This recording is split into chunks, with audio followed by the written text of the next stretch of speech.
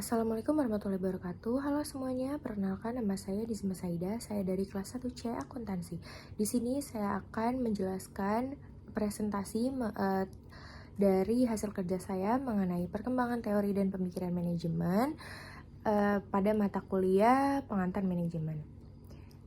Lalu pada bab ini akan membahas tentang perkembangan teori manajemen. Sebuah teori manajemen yang baik mungkin memberikan dorongan bagi profesionalisme manajemen.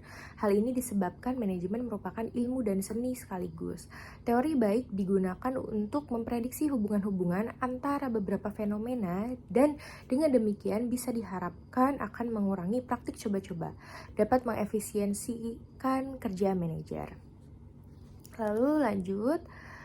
Berikut ini adalah beberapa aliran utama dalam teori manajemen. Yang pertama itu ada teori klasik dari manajemen ilmiah Frederick Taylor, yaitu menekankan efisiensi melalui pengukuran dan analisis kerja serta penggunaan metode ilmiah untuk meningkatkan produktivitas.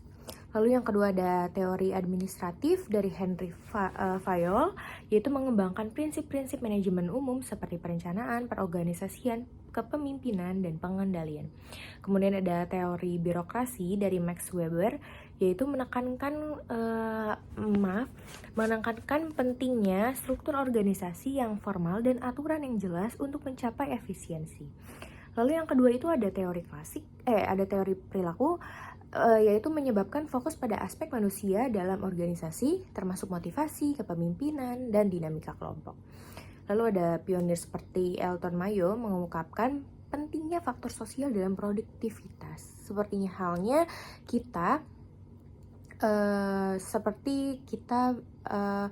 membutuhkan satu sama lain dalam pekerjaan kita sehari-hari seperti itu. Lalu ada yang ketiga, ada teori kuantitatif, yaitu memanfaatkan metode statistik dan matematika untuk pengembalian keputusan. Ini termasuk pemodelan matematis dan analisis data untuk meningkatkan efisiensi dan efektivitas. Lalu yang keempat ada teori sistem, yaitu melihat organisasi sebagai sistem yang terdiri dari bagian-bagian yang saling terkait. Pendekatan ini menekankan pentingnya memahami interaksi antara bagian-bagian dalam mencapai tujuan. Lalu ada yang kelima, ada teori kontingensi, yaitu menyatakan bahwa tidak ada satu pendekatan manajemen yang paling baik.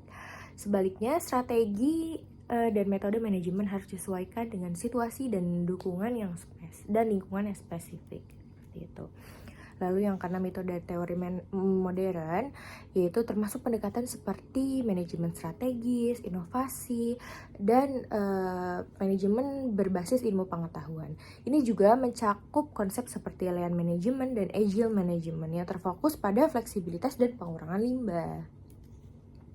Nah, kita udah nyampe ke bagian kesimpulan, yaitu perkembangan teori manajemen ini mencerminkan adaptasi organisasi terhadap perubahan teknologi, sosial, dan ekonomi.